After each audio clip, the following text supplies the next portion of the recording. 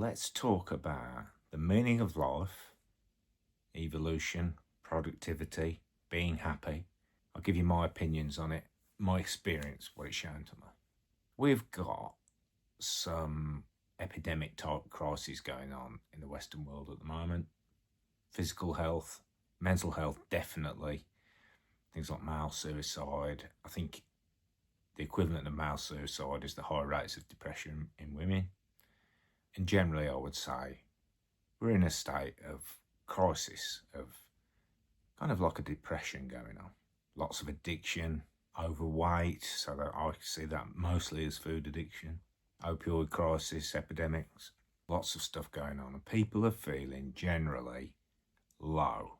My personal experience, so this is what happened to me from being very sad, depressed, perhaps suicidal, to turning my life around, is that we have lost touch with our evolutionary instincts. So, what do I mean by that?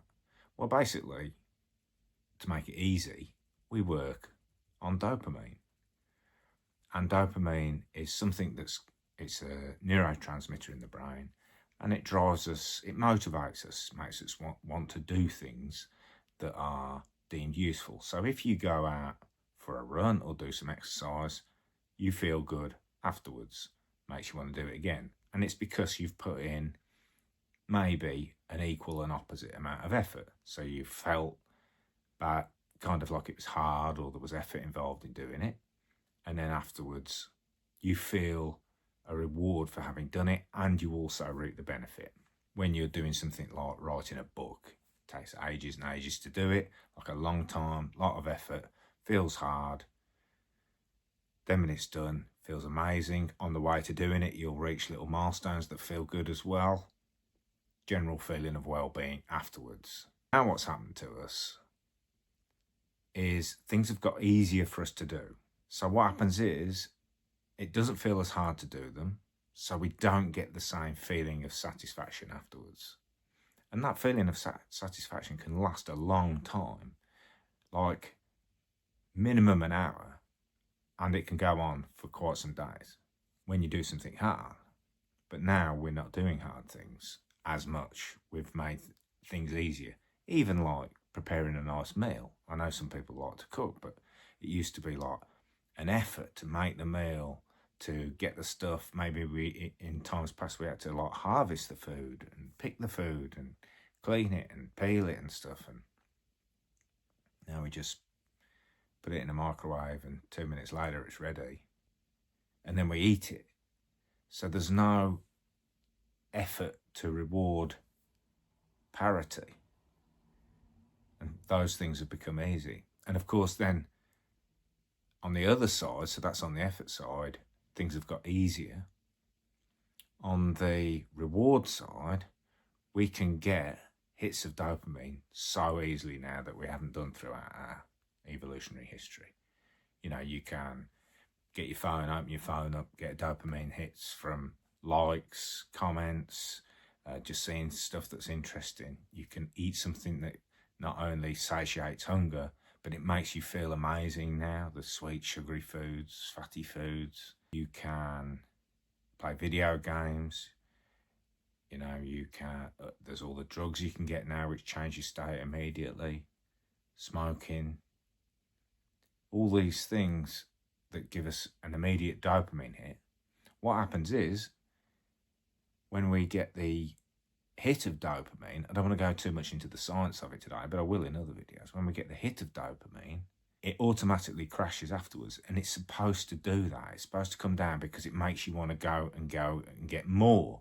But of course, this is designed for just, through our evolutionary, it's just evolved for us to go and get some more food or to keep looking for a mate, the things that we really needed to survive.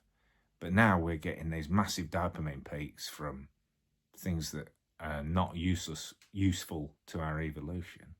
And the equal and opposite crash that comes afterwards feels terrible.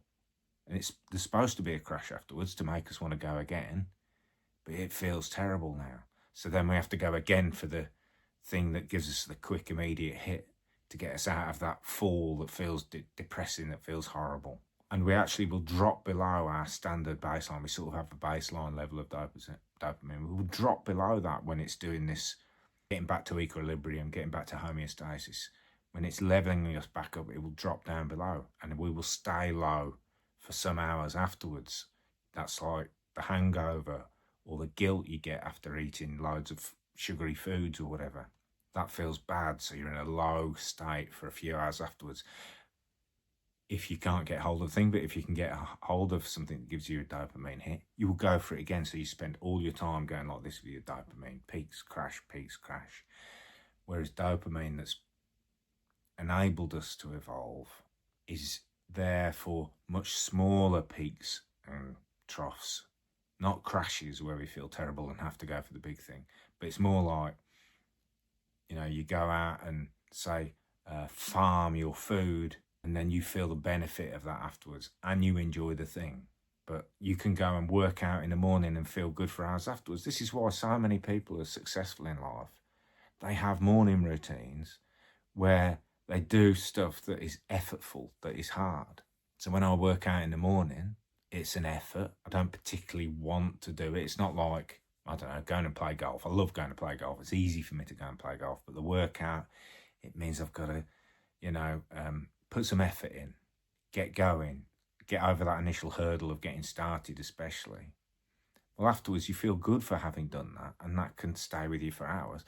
Then that allows me to be more productive because I'm feeling okay in the day. I'm not trying to escape my experience, whereas if I've taken big dopamine hits like eating a sugary breakfast, lazed around, gone straight on my phone, I'm in that crash state, I'm below, and I'm looking for ways to get out of that. And like doing work isn't going to get me out of that unless I have a work that gives me some dopamine hit to pick me up.